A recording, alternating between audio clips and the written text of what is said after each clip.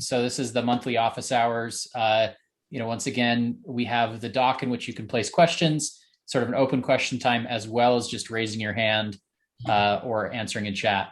As we mentioned before, we kind of get started, wanted to just mention a few small items. So the Pulsar 2.8 release is coming up soon. So you should expect to see the release candidates for that in the next week or two here. Correct me if I'm wrong there, Matteo. Yeah, that's depending on whenever we're getting the list of the pending items in. So whenever I think he has to push a bit all the PRs to get into either a working stage or push them out for next release. So there's a bit of hurting there. Yeah, so that will be happening here over the next couple of weeks, as well as the 2.7.2 release was just released. There's a few minor issues with the website process, but it should be, I think, out either today or tomorrow, that you'll see that also on the website. So yeah, a few minor notes around that. Keep an eye on those releases. But now we can kind of open that up for questions. Go ahead, Ty, with your question? Oh, okay. Can I just talk here? Sure. Yep, we can hear you. Okay. So all of my questions are about schema evolution support in Pulsar. So recently I was trying to get sample Python applications working using the Python client library version 2.7.1. And what I found was that examples on the Pulsar website were broken out of the box. And I had to actually put in 6 fixes to the Python client library for my sample applications to work against the example that's documented at the Pulsar website. And so I posted a message in the Slack dev Python channel, both sharing a repo of the sample applications and the fixes I came up with, and to ask whether someone can work with me to move the fixes forward. So I got a couple of thanks, but no responses from anyone in that channel.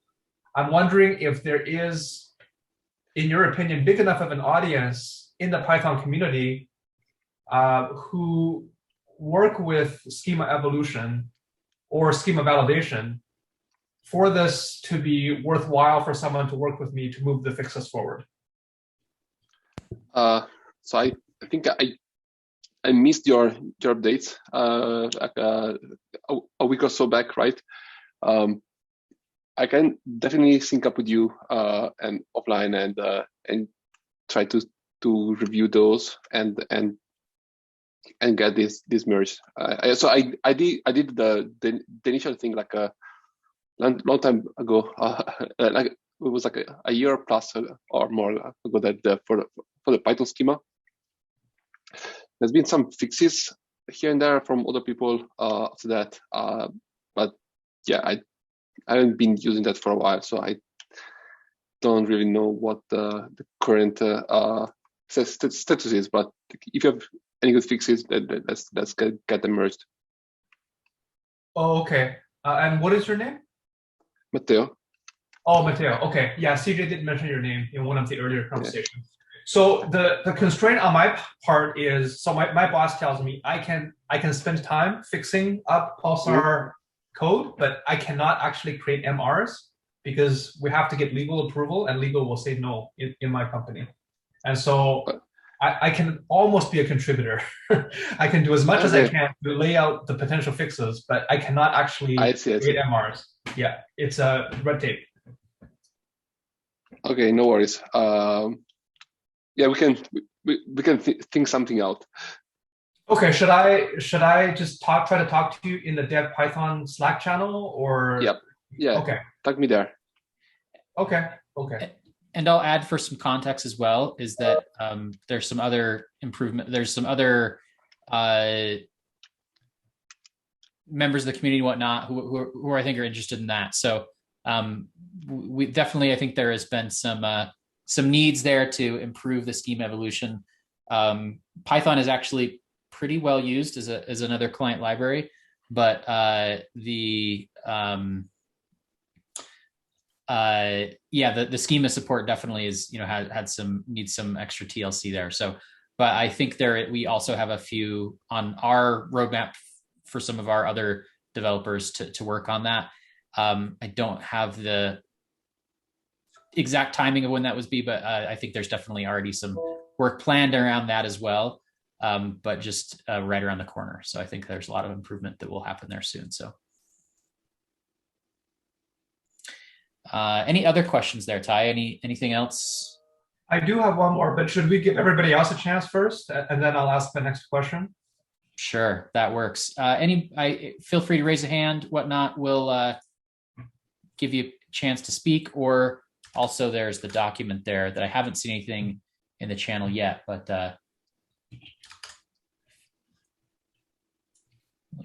if you want to use the raise your hand button.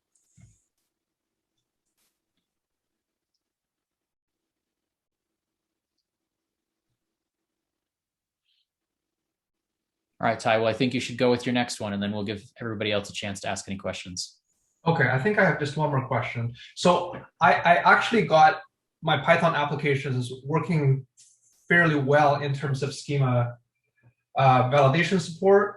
And then I noticed that the Java client library appears to be offside. So it's not working as well as the current state of my Python client library.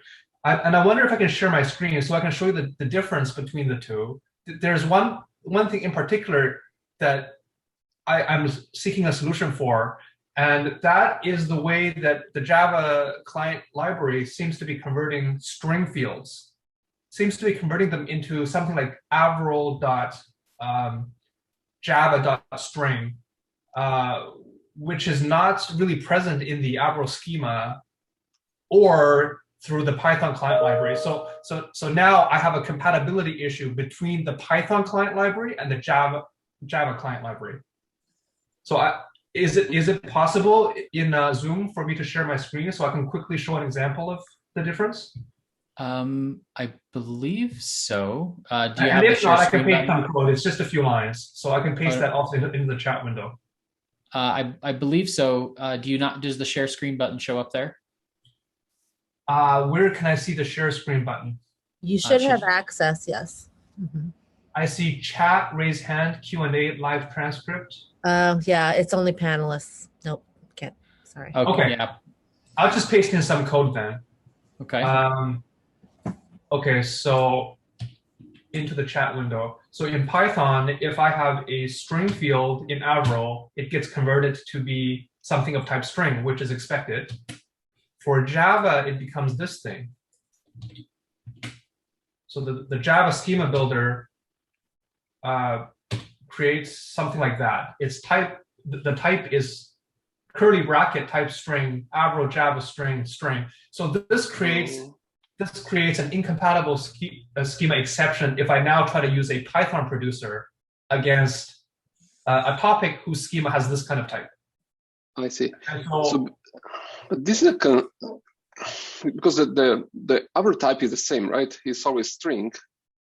So the interesting thing is Pulsar admin thinks that these two schemas are either compatible or identical, but the clients think they're different. Clients throw incompatible schema exceptions, but Pulsar admin is happy with the difference here. I think it thinks that these two are semantically the same, but maybe the clients are doing a textual comparison for schema compatibility. So the clients are failing. So you get the failure in Python, right? Not in Java. Either direction. So if my schema is type string, the Java producer will fail. If my type is Avril Java string, the Python producer will fail. So it's incompatible in both directions. Mm-hmm. But so the thing here is that, so this, I don't remember exactly, but was this a union of the two types? So it can be either type or this kind of like an annotation. So that the type is always string, right? So type is string, but then there is this extra annotation of the Java class, which I don't know why it has to be reiterated that a string has to be used in the Java string, and also a different class name. So this is the Avril. The Avril just says name, and then type is string. String is an Avril type, and then doc. So I omitted the doc part in the snippets that I pasted.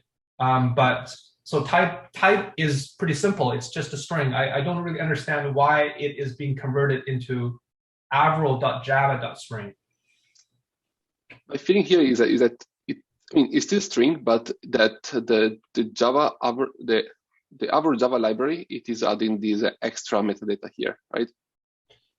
I feel this is a Java client problem. It seems to me that it is a Java client problem. I mean, we use Avril to extract it, so that's on both sides, right? So that schema is generated by Avril directly. The question why it is adding this extra metadata, I'm not sure, but it should validate because it is the same type, right? I don't think that there's.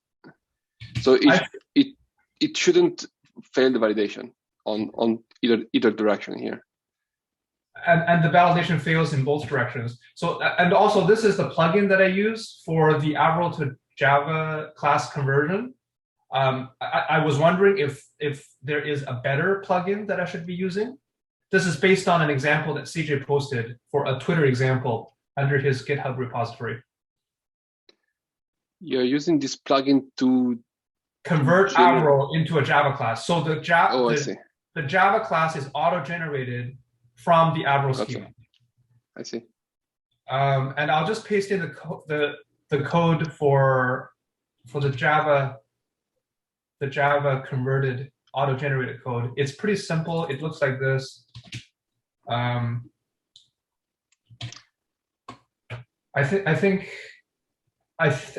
the Java client, when it's building the schema definition with Pojo, it examines this class and does some kind of conversion. And it doesn't matter if I specify Java lang.string here or just string, it still turns into avril.java.string. I see. And what I've found is it seems to me that both of the clients, the Java client and the Python client, when it's doing schema compatibility checks, it is doing, I think, a textual comparison. So if I have two fields out of order, the schema compatibility check will fail as well. And on the other hand, Pulsar admin is more robust. It seems to be doing a semantic comparison and not a textual comparison. So some things are different between the clients and the Pulsar admin tool. Okay. One of the things that might influence that, so if you already have the Avril schema defined, you can also pass that schema when you create the Pulsar schema, right? Correct, therefore, but it doesn't work with our workflow because we want our internal customers to define their Avril schemas or their event schemas. And then we want to provide them with a tool chain to ingest that into Pulsar. So it's going to be our pipeline that ingests that into Pulsar. And we have to upload something. And so if we upload one version of the schema and they're using a client that's incompatible with it, they then cannot write code in that language against this particular schema. And if we choose the other schema version, then the other client breaks. So I'm at a loss as to how to reconcile this difference. Yeah, so what I meant is that you should be able to pass the schema definition in both cases, I believe. Right, but we don't want our end users to have to create the schema definitions. Okay. We would like them to be able to just supply the event schema, and we would be able to provide them with a way to generate these Python and Java classes, which would then be ingested in a compatible way against the existing schema version. So, okay, so let me just make sure I understand you. You're saying every Java and Python application can explicitly define a schema definition, like in terms of a string. It's a JSON string, and then pass that along, and that should work. Yes. So if you do have the Avro schema defined, right, you can still pass a POJO, but you can also like basically force your definition of the schema, so that we don't do the extraction of the schema from the POJO or from the generated class. Instead, it will be just taking whatever you pass as a schema is, and that will be checked that you can serialize that POJO through that schema. Okay. But so I think the schema that is used to be set on the topic as a topic schema will be the one that you passed, and not the auto-generated one. So I think I follow what you're saying. I think the problem will still exist. So I'll give a concrete example. So in my Python application, if I explicitly specified my schema to be the same as the Java client compatible schema, what will happen is, I think somewhere in the producer.send method, there will be a check to ensure that the input datum matches the schema definition. Yes. And it's going to fail that check at some point because my field ID is of type string, but this remote type is type string Avro Java string. That will fail. But it's still Java. So it's still type string though, right? I think it is just additional information that gets put in by Avro.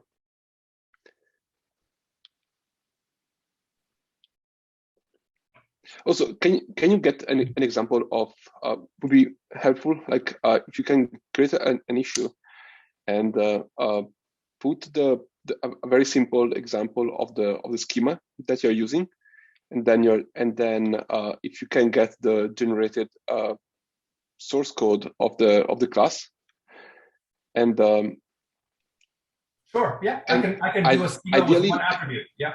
Yeah, so and then we can try to check whatever, like I said, so the generated schema for that class ideally should be exactly the same so if you write a schema manually and then use that to generate an Avro POJO, right, using the plugin, Avro should generate some Java code, and then if you pass that Java code back again to Avro should be able to extract the same exact schema, right? So if you define that type as a string, it should come back again as string. And if there is this additional metadata, we need to understand why was that added. Correct. Yeah, I agree with you on that. So and I think something is probably a little bit incorrect in the process. Okay, so should I continue use that plugin that I pasted, Commerce Hub Gradle plugin.avro to do the conversion, or should I use a different tool, or? I'm not familiar with any of these tools. So the Java side. Okay. I was most familiar with the extraction of the metadata from the POJOs, but actually, I think we've been doing something. We have some of these auto generating things with Avro in our unit test. We can also check in there. I'm not sure we use that plugin there, especially so this is for Gradle. I think we use a similar thing for Maven in our unit test. The other thing that maybe there are some options in that. In the plugin, so when you do the code generation, maybe there is some option to avoid that extra. Yeah. So my hunch metadata is that would probably be the easiest fix. Is if we were to introduce another method that says treat string as string or something like that in the builder class. When you generate the code, I think that's. I don't know. Yeah, we need to understand where this thing gets added, and also like yes, I agree that the validation also should treat that as the same, because it is effectively the same thing, right? Okay. So here's what I can do. I can do a little bit more than what you asked of me. I can file that ticket, but I can also try to put in the hack into the schema builder in the Java client library to get it working on both sides. And so my ticket will say, well, here's what's broken, and here's the hack I found that fixed it. Can we discuss the next steps? Maybe that would make it a little bit easier for both sides. Sure. Okay, so that's what I'll do. Yeah, and that's it for my questions. Oh, am I the only one today? Oh, sorry, I couldn't find my unmute button. Yeah, any other questions from any of the other attendees today?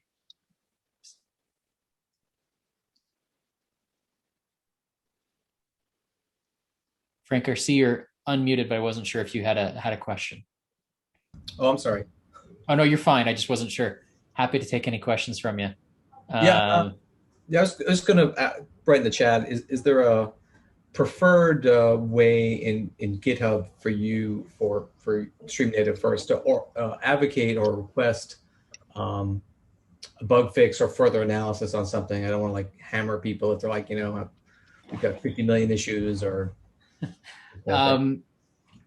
Yeah, I think definitely, comments on an issue is great, but additionally, I don't think there's any problem with, putting that issue into the chat and bringing that to attention, especially some of those ones that may be more outstanding for a while. So, yeah, feel free to put those in there. Bring those into the Pulsar Slack, Okay. and especially once again, if it's an issue that has maybe been around for a while, there's feel free to also ping some of the relevant parties on issues there. So okay, are there is there like a right person for certain? I'm sure there are, right? The right people for certain topics. Is there some like breakdown if it's this hit Matteo, if it's this hit you, if it's something else hit CJ? We're working to get some of that internally, and then I think we'll try and get that a little bit more externally about some like this is some questions that we've actually been having of how we can better give community members insight and kind of who takes leads on certain aspects of Pulsar. So we'll probably have more to share there in the coming weeks or something of more of an official process there.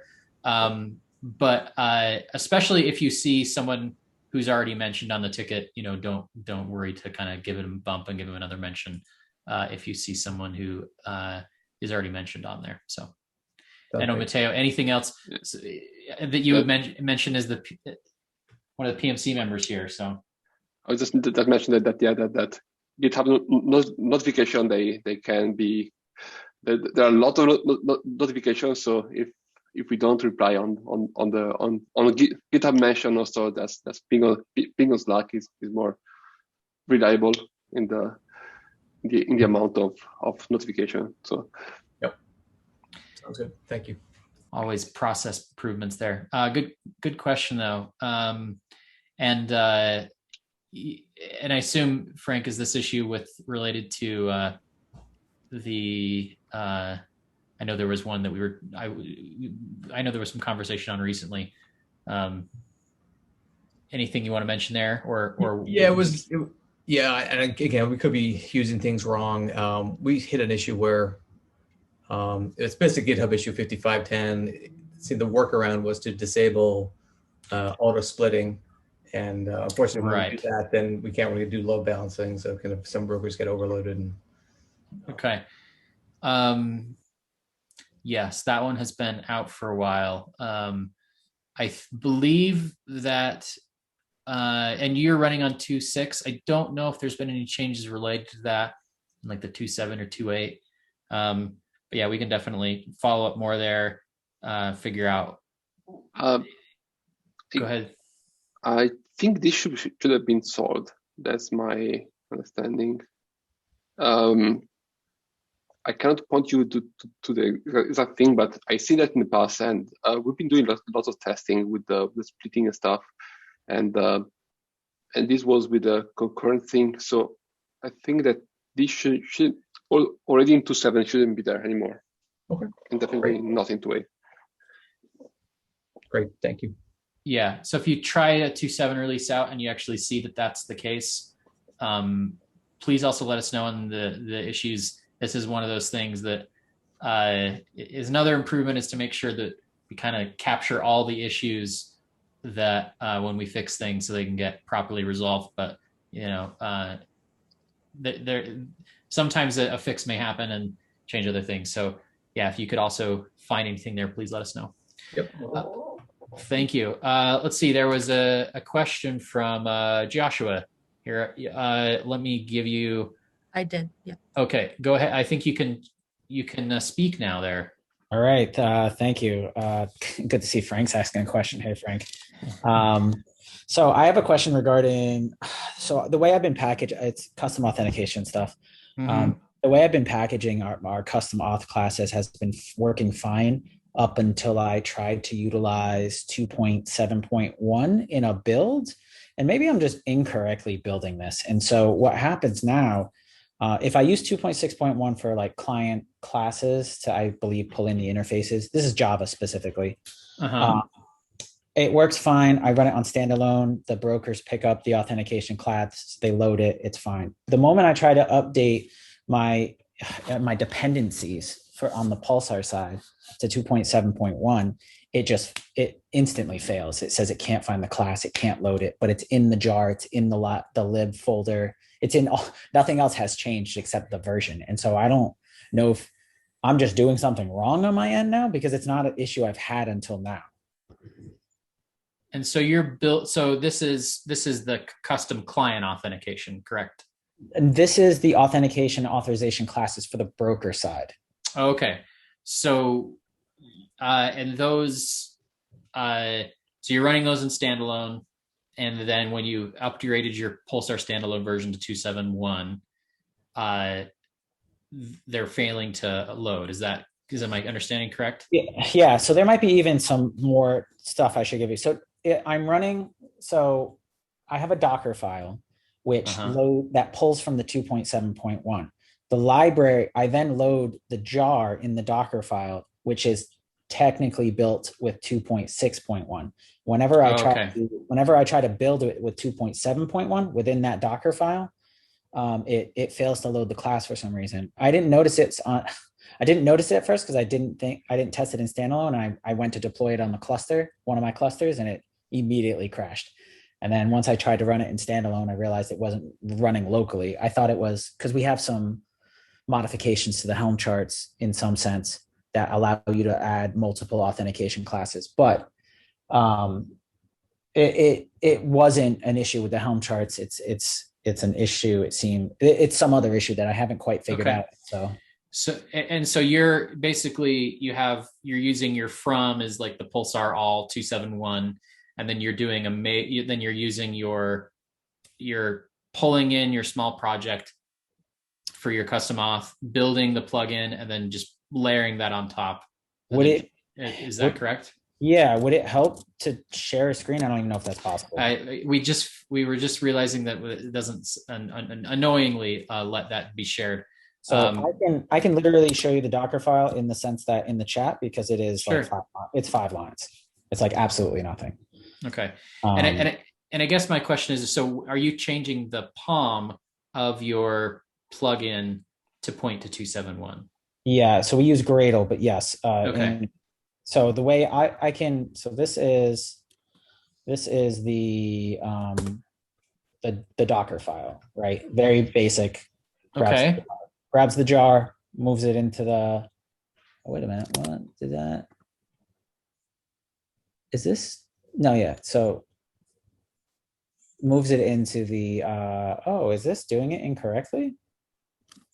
I don't remember. This isn't moving it in the library. Something has changed on this file since I've last looked at it, and I did not realize it wasn't moving it into the library. Maybe that's the issue. What is rubber duck program? My apologies. No, you're good. Hold on. I accidentally copied the wrong one.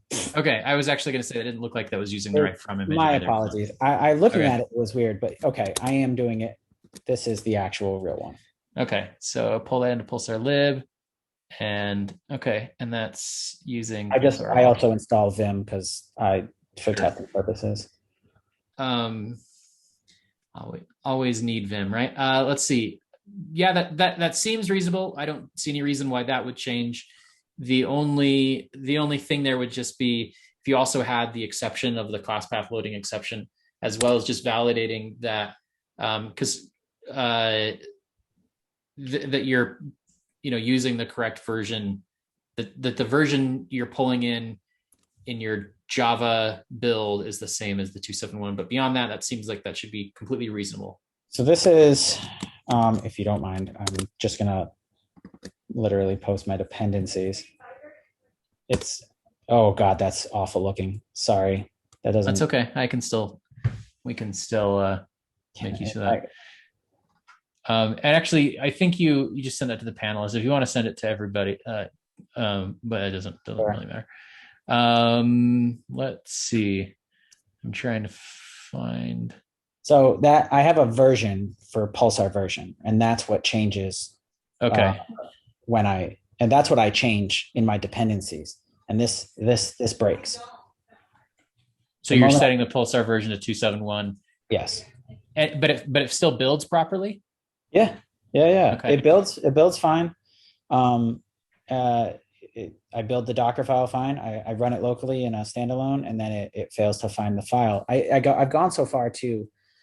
I thought for some reason the jars weren't loading correctly in the sense that it wasn't in the lib folder, but I can run it in toolset and just go into toolset and expand, check the classes that are included in the jar, the custom jar, and it's there. It's there like it's always been. Yeah, if you can put your and this, I mean, certainly we can also do this in Slack if that's easier. The exact exception you get on the class path loading, so this is going from 2.6 to 2.7, right? Yes. Okay. I believe it's 2.6.1 to 2.7.1. Okay. Matteo, do you remember? I think there's a few changes that happened on that authentication, and we typically use defaults to override those. Yes. But what would that do? What would that do in regards to loading the class? That's where it fails. It fails to load the class. So class path. Do you have the error in the when it fails to load the class? I don't have it handy right now. I can try to like a missing like a missing method or a signature not matching. It's a class not found exception is what I remember it being, and so I followed the debugging down into where it is. It's a Java. It's a generic like Java class that loads the class, and it seems to not be able to find it for whatever reason. Because you can also get with statics, you can get a failed to initialize basically that can then kind of lead to a class not found error because of inner mysteries of dynamic class loading. So right. Sometimes you can have an issue where it will look like it's that failed to load class, but is in fact there's like it's like a failed to initialize the class because static methods and how those work and whatnot. Okay. That you may see earlier exceptions in there. Okay. I'll take a look at that then. So Joshua, did you define some custom classes for the auth flow? Yeah, it's all custom. Okay. So what I wanted to say was, this is something that my coworker is working on right now. So he is working on a custom OAuth class based on 2.7.1. And the last I heard, which was yesterday, was that everything was working. Okay. So he was able to package everything into a Docker image and deploy that using helm charts, as far as I heard. So it sounded very similar to what you're describing. And he is in the Slack community as well. So maybe I can give you his name and you can send him a message, and the two of you can talk a little bit. Because it's better for two people to be working on the same thing, to be talking to each other. You can maybe help each other along when one side encounters an issue. Yeah, absolutely. I have posted this in the Slack, but I think my understanding is some of y'all on this call were probably busy during a presentation. I think Addison, you were doing a presentation teaching a class the last 2 days. That's true. I've not been, but yeah, we will definitely can engage there, see if we can get you unblocked. But yeah, likely there was a few changes to that, so you may need one small change to your authentication plugin, which sadly this is one of those things that is sort of the deep inner workings of Java class loading that can sometimes be a bit confusing if that fails to initialize. But I'll check it out, but just for my own sake of knowledge, if I went to build the jar and I was missing some necessary overridden methods, it should fail in that aspect, correct? So with there's now the default methods on interfaces. Oh, okay. And so we will set some of those default methods on interfaces for like compatibility when we add a new method so that they continue to compile. But for an example, if it's like something along those lines or something somewhere in like the initial, like static initialization, that can then cause issues there. Okay. Yeah, that's typically an issue. And then Frank just mentioned in the channel, actually, Frank, I think you may have sent that just to the panelists, so I'll convey that. It's a little bit annoying in Slack and the panelists here, it defaults it to just the panelists if you say all panelists and attendees, but also mentions that making sure that you're not including the Pulsar jars as part, not building like an Uber jar or dependency jar. I think just making sure it's just your classes, which is another good thing to check, make sure that you're not conflicting on those. Yeah, I believe I should check that, but I believe I'm doing that correctly because I'm using, if you're familiar with Gradle, I'm using the exclude aspect, but perhaps I'm not excluding the right amount of classes. You probably want the interfaces and not the implementations. So I think compile, at least the one you have there is including the Pulsar broker common and Pulsar client. So I don't think you want both of those at the compile level.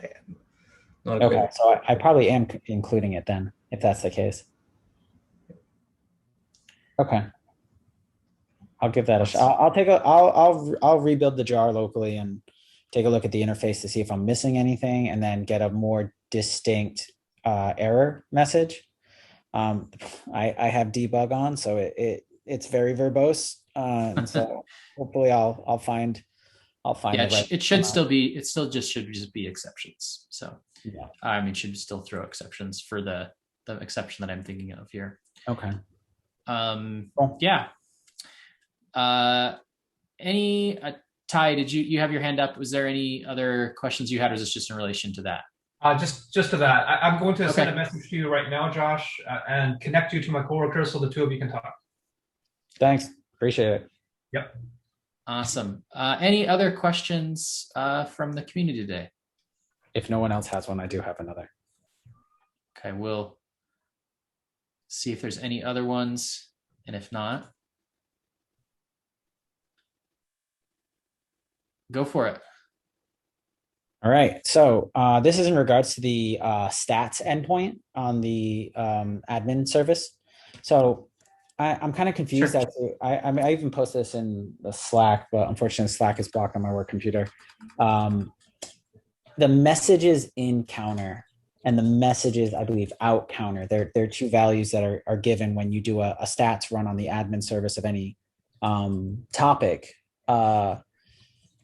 My initial understanding of those values from a metric standpoint were, to me, meant to be the messages that have come into the topic and the messages that have come out of the topic at a high level, like for across potentially all subscriptions would be my understanding. Is that an incorrect understanding of those two values? No, it is not incorrect, but there is one small detail. Well, actually, Mateo, is that one, do you know if that one is entries or is it actual messages? It should be messages. Okay. I don't know the across for the subscription, which should make sense, but I don't remember. I don't know. It should. but definitely should be messages. And that counter though it will go to 0 like when the topic gets reloaded or pushed to a different broker. So that's not a absolute number of since the beginning of time. It is more like you can see that on that particular broker. So you're saying those values will change? Is it at least the messages in counter? Is that a total amount in like always, or will that decrease at any point? It will reset. No, go ahead. Yeah, it can get reset, right? Okay. It's basically since the topic was last loaded. So if the topic gets migrated, for example, that number will reset. Okay. But it should remain there as long as it's basically just an in-memory counter that is stored of the number of messages in over a given sort of lifetime of that topic being loaded on a single broker. So it is a correct understanding though that the difference between the messages out and messages in ultimately should correspond. Like if messages out says 100 and messages in messages out say 100, messages in say 100, that there should be no messages. And if there is a discrepancy between them, that means there are still messages to be consumed. Is that a correct understanding? Or that so I would use the backlog number, which is the most precise one. Okay. Yeah, because we built you might have say that before restarting, your consumer was behind, let's say by 10 messages, and now you come back up and you have 100 new messages.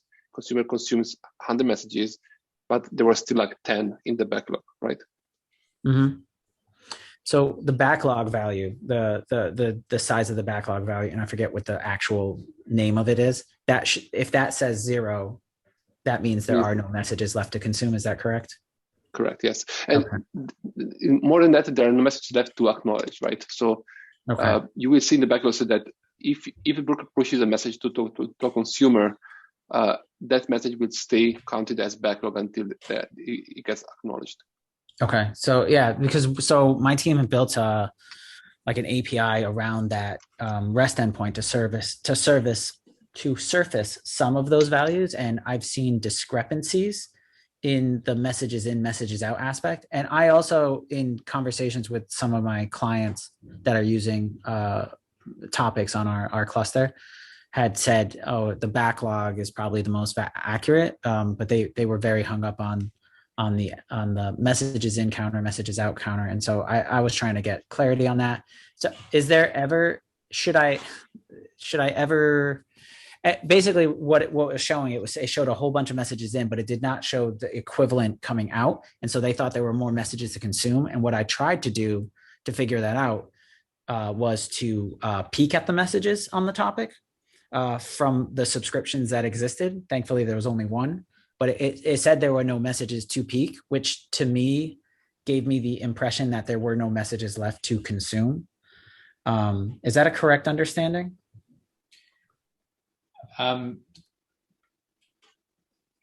Yes. No. I'm trying to think of. So if the backlog size for that subscription reads as 0, right? Then there should be more no messages to consume. I don't have a good answer for you for why the message out counter would be smaller than the incoming messages counter, right? Unless, of course, that subscription was joined later. Right. So if a subscription, you had no subscription, and you had 100,000 messages that were published, but there was no subscriptions, that messages out counter, and then you join a subscription later, you're not going to get those messages. You're not going to get those messages by default, right? You have to start that. So if the subscription was later, then yes, those are going to be different numbers. Okay, that makes a lot more sense. Perhaps that is the case then. That's exactly what's occurring. That's I really appreciate that feedback, because that makes total sense to me. Cool. Yeah. Go ahead. Yeah, and I was going to mention one other thing, just for sort of understanding and using this issue. In fact, let me actually, I can share my screen on this because I think this is one of those helpful things to see. Let me just get a standalone started.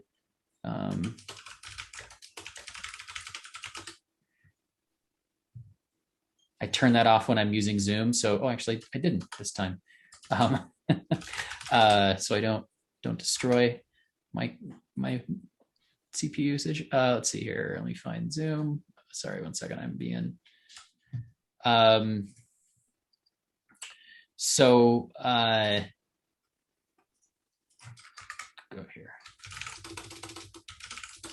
Clear this.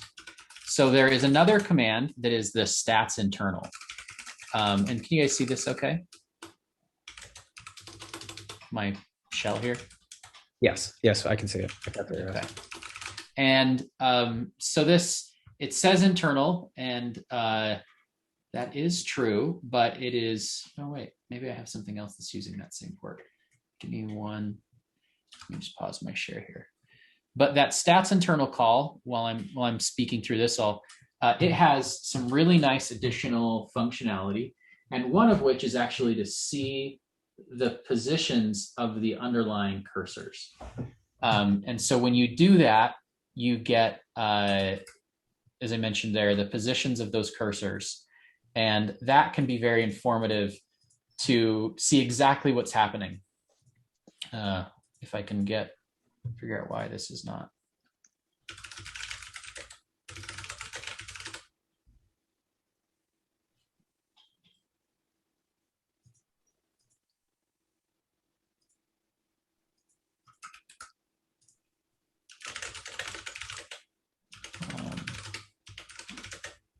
Okay.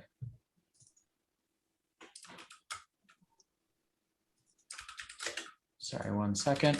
And so when you, and so that also, so the other thing that, the reason why I bring this up is that oftentimes, or not too uncommon, there may be issues where you are trying to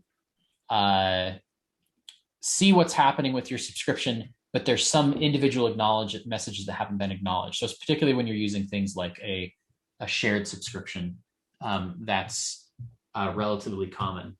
And so this stats internal call will give you the ability to see exactly where what the state of the cursor is under the hood.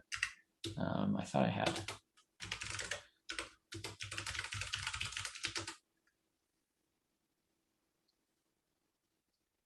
Okay, 1 second. If you don't provide the fully qualified topic name, will it just default to something? I noticed default. Okay. Yeah. Is that something you can set from an end user perspective to default to something? I don't believe so. Okay. Is that right, CJ? I think it's always, or Mateo, sorry. I believe it's always the public default, right? Sorry. The default name, can you set the default namespace, or is it always? Yeah, it's always public default, yeah.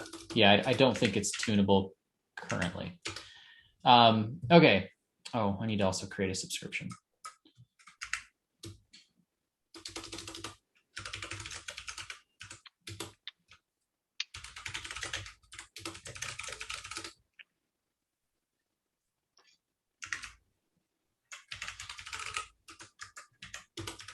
Been using.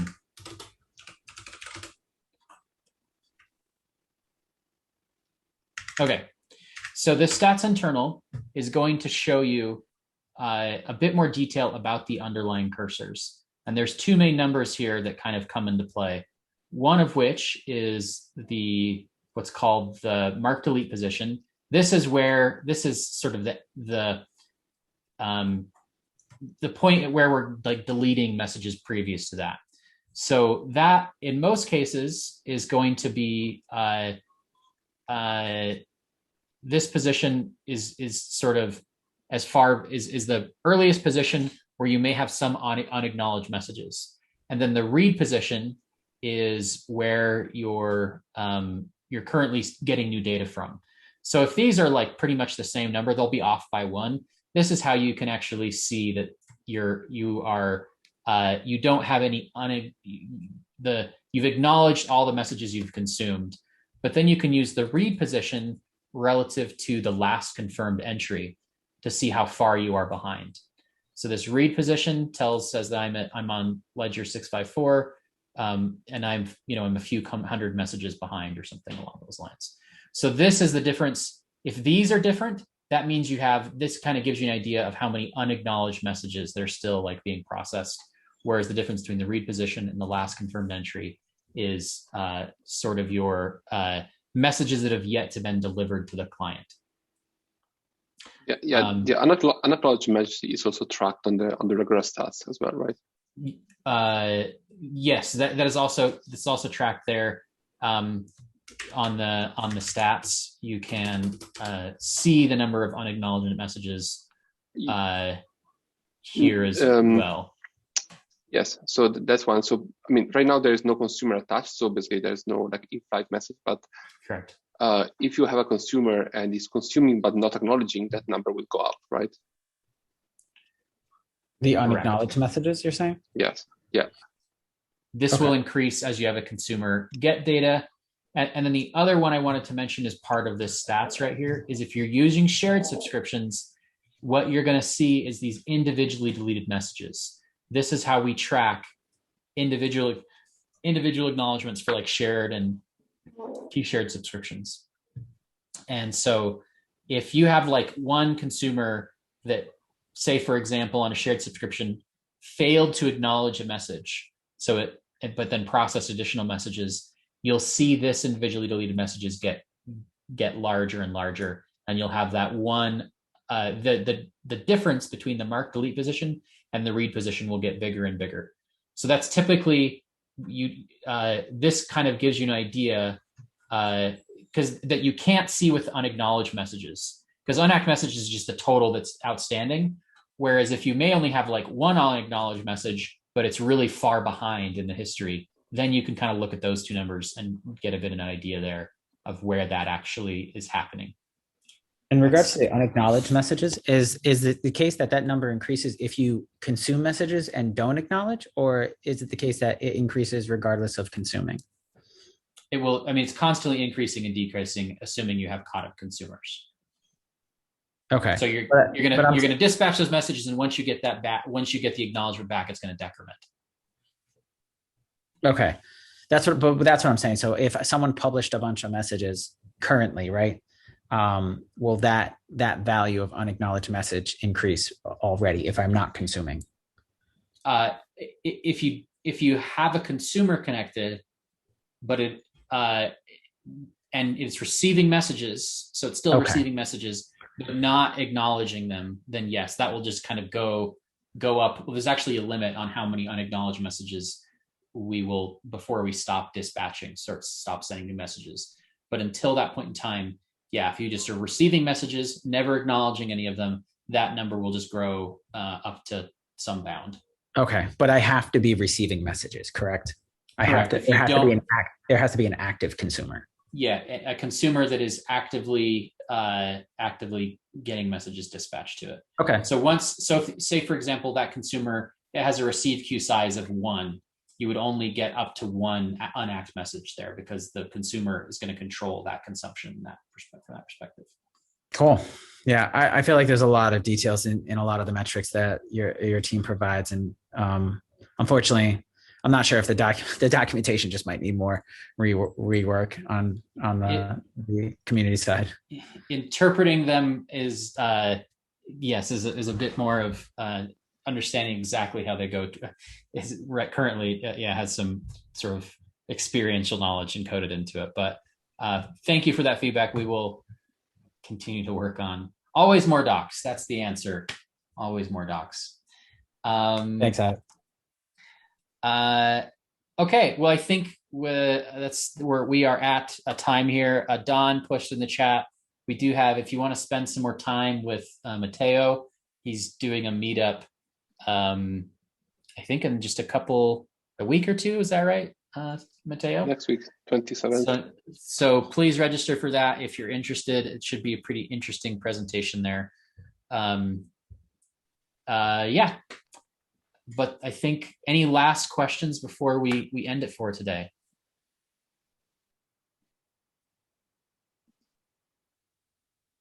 Okay. Well, thank you all for attending. Hopefully these are useful sessions. We may try and mix up the format of this a little bit more as we continue on to do these, but until then, have a great rest of your day. And for those issues we didn't get to or still open questions, please once again engage in the community there. So thanks everybody. Thank you. Bye.